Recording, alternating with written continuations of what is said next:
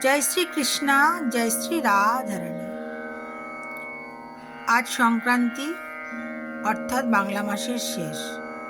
পাশের বাড়ির কাকিমা প্রসাদ দিল আর বলল, কদু চালের খিচুড়ি বানাবো, তোকে দেব, তাই দিনের বেলা আর রান্না করতে হবে না। কাকিমা ব্রাহ্মণদের। আমাদের এই গোপেশ্বর পল্লী পাড়ায় বেশিরভাগ ব্রাহ্মণ আর সদ্গোপ। আজ আবার শনিবার, আমি নিরামিষ খাই, আর এমনিতেও সংক্রান্তির দিন নিরামিষ খাই। আজ আবার শিবের গাজন।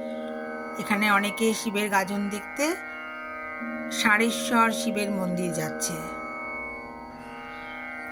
আমি পরে যাব, এত ভিড়ে যাব না।